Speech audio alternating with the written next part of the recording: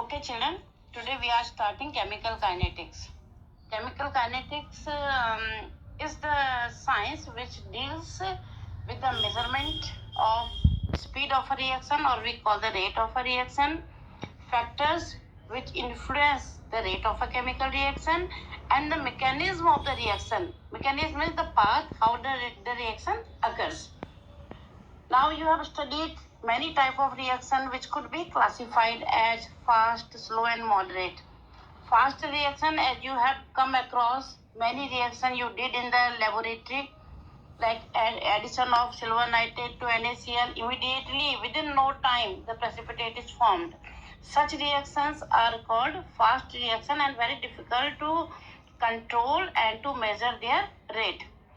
Contrary to this, we have slow reaction which takes too much of time that it is difficult to measure their rate, like the corrosion, like the reaction between hydrogen and oxygen at room temperature. These reactions take years to be completed.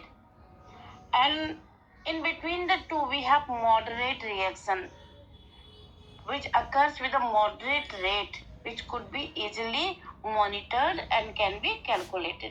So when we are talking about chemical kinetics, we are taking such reaction whose rate can be measured conveniently. First of all, what is rate of a reaction? Rate is concerned with the speed, means how much reaction is occurring in a time. So rate of a reaction can be expressed either in the terms of disappearance of the reactant which is being consumed, or the appearance of the product which is being formed in the reaction. So we can say the rate of a reaction can be expressed in two ways: either the decrease in concentration of the reactant in unit time, or increase in concentration of product in the unit interval of time. So consider a reaction in which the reactant is converting to product or converting to P. At time T1, reactant was R1 and product was P1.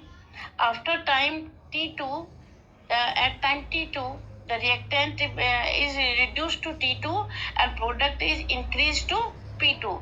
Now we can express the rate in terms of reactant and product both. Let us see how.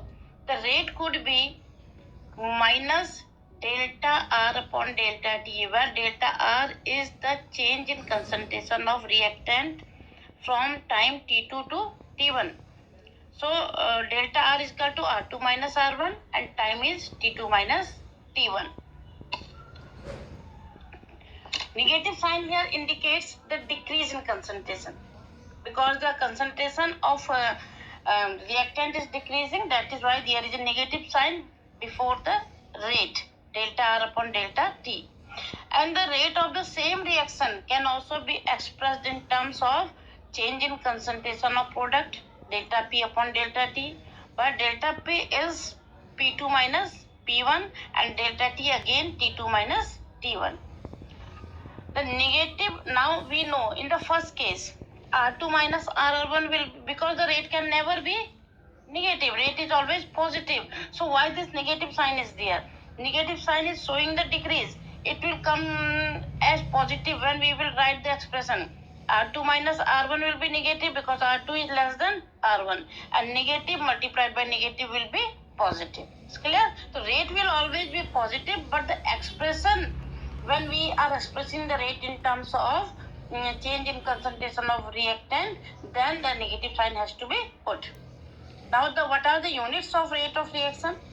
Because rate is equal to delta R upon delta T. R is measured in moles per liter. Time is measured in second. Hence the unit of rate of reaction comes to be moles per liter per second. If the reactant and the product are gases, the rate is measured in terms of the decrease and increase in the pressure or the partial pressure of each component. Hence, the rate will become delta P upon delta T, because the unit of pressure is atmosphere and T is second. So the unit of rate in that case, it will be atmosphere per second. I think it's clear to you. Once again you revise it, then we will proceed to the next topic.